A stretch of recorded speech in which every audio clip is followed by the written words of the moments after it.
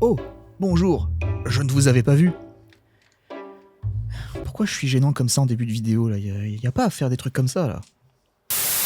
Bon, c'est la merde. Déjà, désolé pour la petite inactivité de la chaîne en ce moment. L'explication est toute simple, c'est juste que, je sais pas si vous avez remarqué, mais l'été, il fait chaud. Ouais, j'ai découvert ça il y a pas longtemps. Et c'est un peu une dinguerie parce que la pièce dans laquelle je suis, c'est un putain de sauna sa mère. Mais bon, on n'est pas là pour se plaindre, même si j'aime bien. Non, on va plutôt faire un vlog, un petit vlog, un vlogounet. On va parler de moi. Ça faisait longtemps. On va aussi parler d'écriture. Et c'est vrai que je parle pas beaucoup d'écriture sur cette chaîne. On aborde souvent le côté promotionnel, visuel, l'image de l'auteur, de vos œuvres, tout ça, mais l'écriture même, c'est pas un sujet qui est récurrent.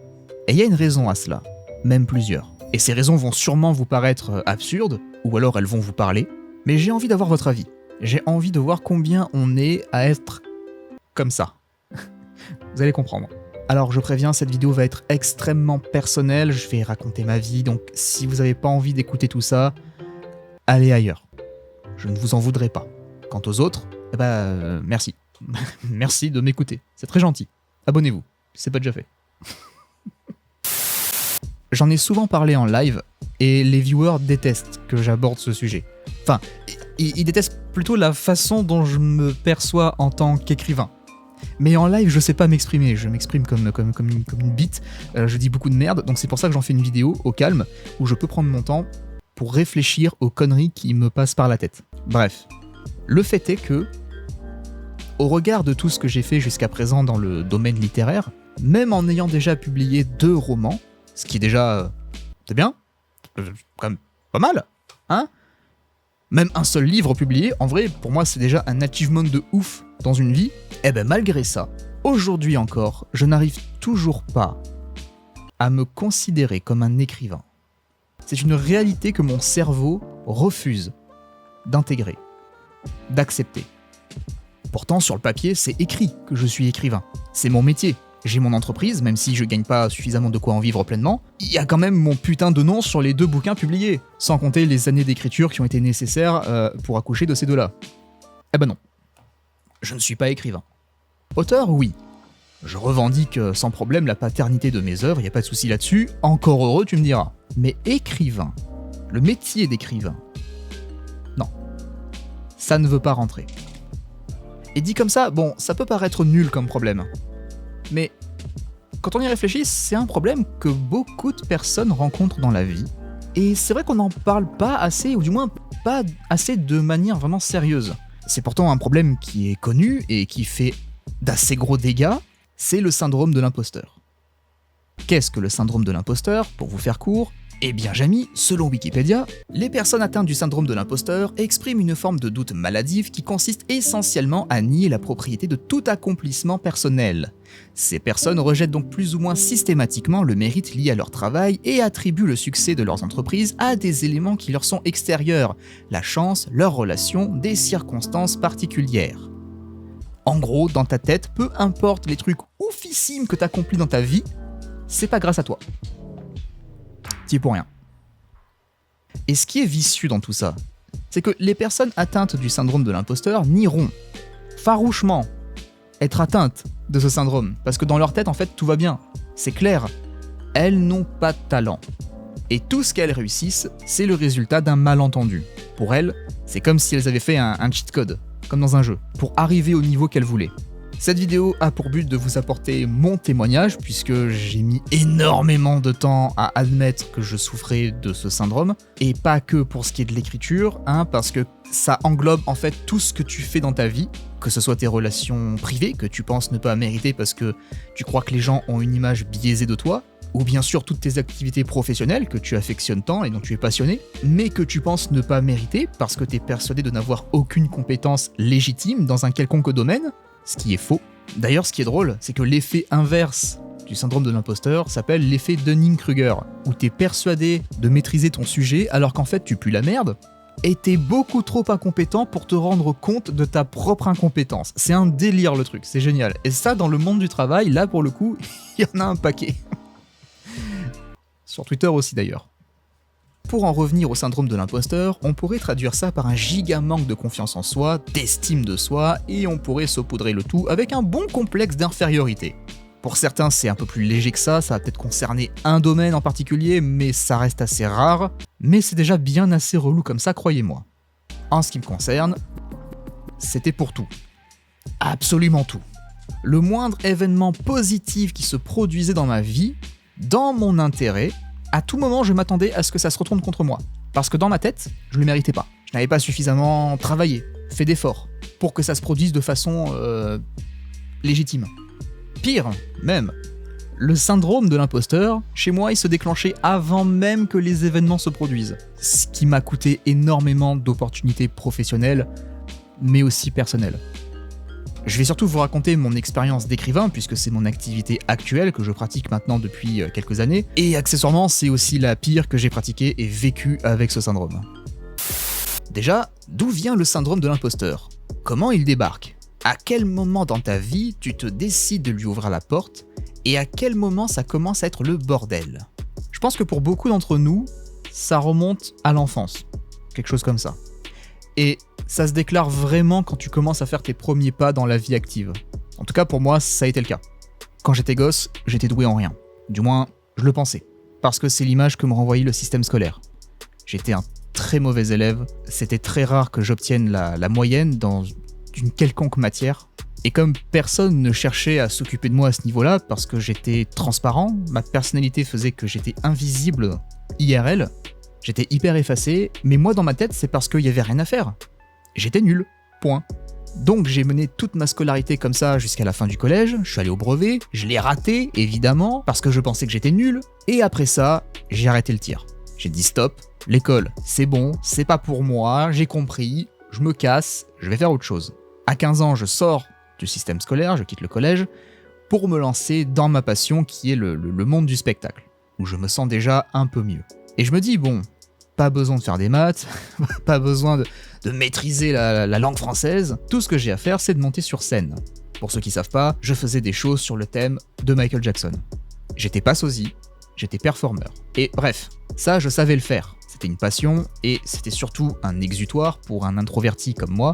Ça me permettait de me défouler et de prendre ma petite dose d'adrénaline. Et aussi d'échapper au monde réel. Mais même si je l'ai fait pendant plusieurs années à titre professionnel, j'ai travaillé avec des agences, des agents artistiques, des directeurs artistiques, des producteurs, je suis jamais vraiment allé au bout de ce projet, de ce rêve. Pour des raisons que certains connaissent, que j'ai déjà évoquées en live mais que je n'évoquerai pas ici, mais aussi parce que, et là, le terme imposteur, il prend tout son sens, il peut pas être mieux employé, c'était pas mon spectacle. J'imitais quelqu'un. J'imitais le talent d'un artiste. Ce n'était pas mon talent qui brillait sous les projecteurs. Même si c'était mon visage, je portais le costume de quelqu'un d'autre. Littéralement, pour le coup. Les applaudissements du public n'étaient pas pour moi, ils étaient pour l'artiste que j'imitais. Parce que la performance leur avait plu et leur avait rappelé cet artiste. C'est comme ça que je le percevais. Mais moi, ça m'allait. J'étais encore jeune, je faisais un truc qui me plaisait. Et comme ma personne n'était pas suffisamment intéressante pour que moi-même j'y prête aucun intérêt, ça me plaisait de passer pour quelqu'un d'autre, qui plus est pour mon artiste de toujours, le temps d'une soirée. Et c'est quand tu rentres dans l'âge adulte que tu commences en fait à voir un peu le mal partout. J'ai arrêté la scène,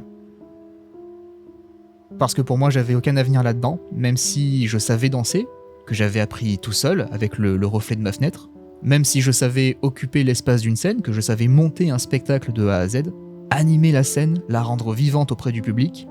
Et ça, c'est le moi d'aujourd'hui qui vous le dit, parce que le moi d'avant, pour lui, son talent était lié à l'artiste qu'il imitait. Et je ne pouvais rien faire d'autre par moi-même. Je ne pouvais rien produire d'autre sans sa musique. Je ne pouvais danser sur rien d'autre. J'étais vraiment persuadé d'être incapable de produire quelque chose avec ma personne. Et du coup, je me voyais comme une fraude. Parce que je voulais vraiment être artiste. Je voulais vraiment faire de la scène et en vivre. Mais je me sentais illégitime de me prétendre artiste, alors que mon art était basé sur celui d'un autre.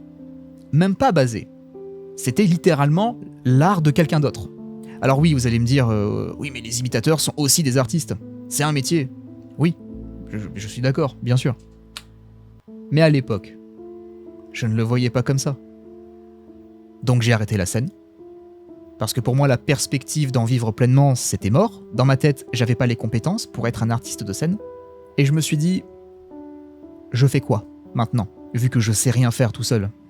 Et à partir de là, ça a été une très longue traversée du désert. Vous vous souvenez quand je vous ai dit que mon syndrome de l'imposteur se déclenchait aussi avant les événements? Parce que quand tu souffres du syndrome de l'imposteur, tu ne peux travailler nulle part. Même un métier traditionnel, standard, tu crois que tu vas pas y arriver, que tu n'auras pas les compétences, que t'es pas assez qualifié, que tu feras que de la merde, et que finalement, tu vas voler la place de quelqu'un d'autre qui, lui, l'a mérité plus que toi. Et c'était pas évident à vivre parce que à l'époque, je vivais avec ma mère dans un tout petit studio de 12 mètres carrés à peine, on dormait dans le salon, moi j'avais un petit lit de camp minable et elle était sur le canapé à côté, enfin c'était vraiment pas ouf comme situation. Et j'arrivais pas à trouver du travail parce que je me tirais constamment des balles dans le pied en entretien d'embauche. C'était vraiment un sketch, j'étais beaucoup trop honnête.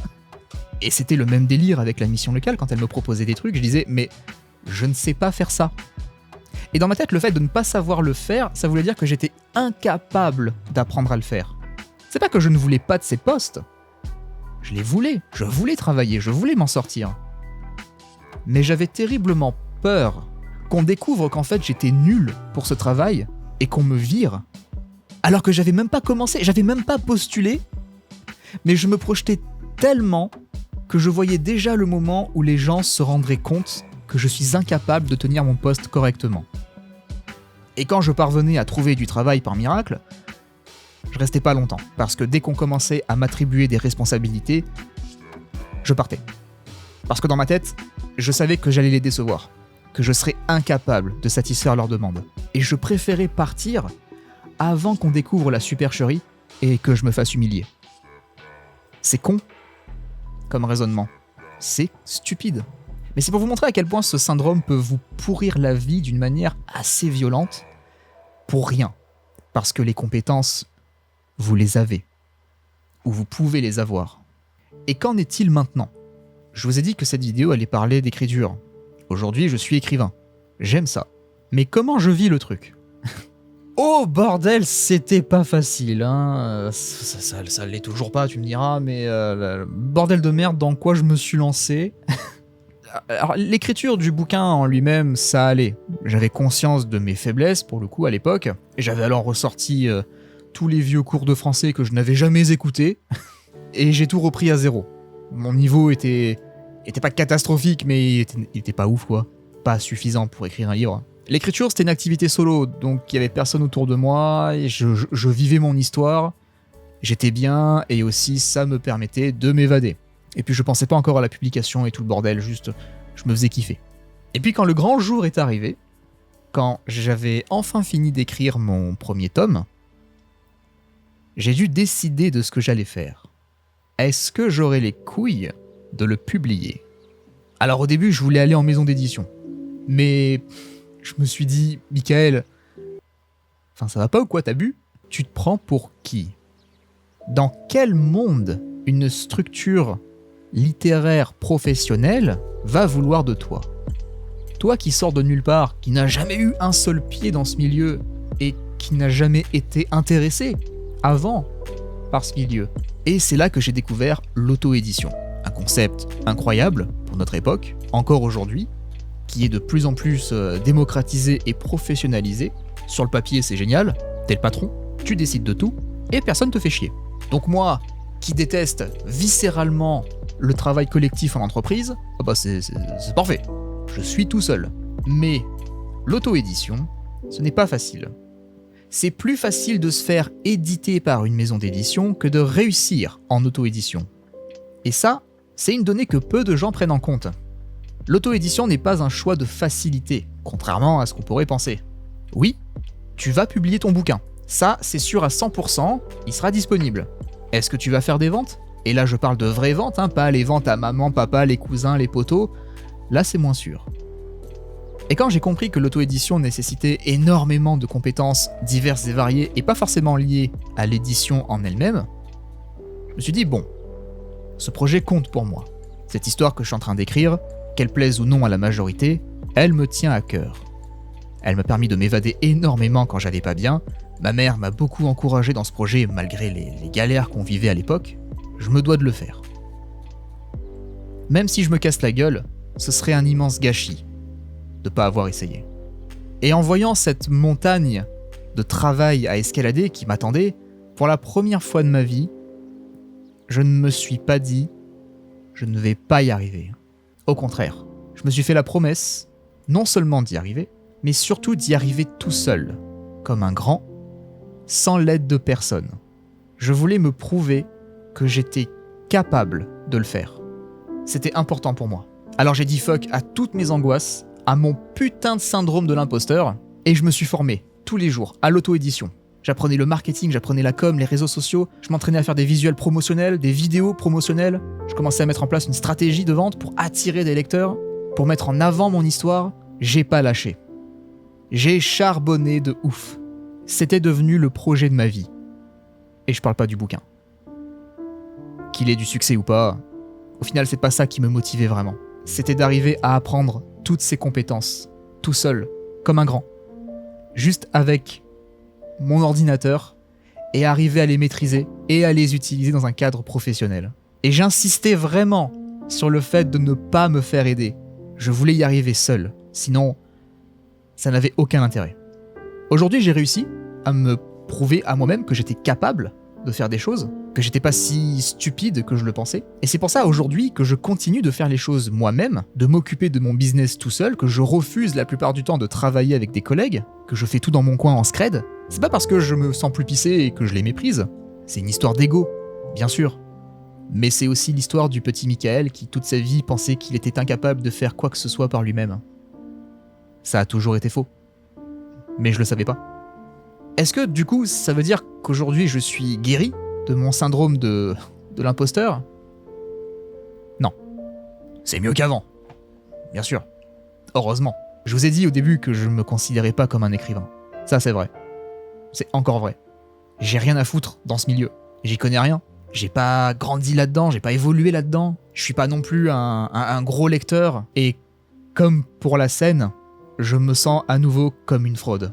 Ah, on dirait que c'est le syndrome qui parle.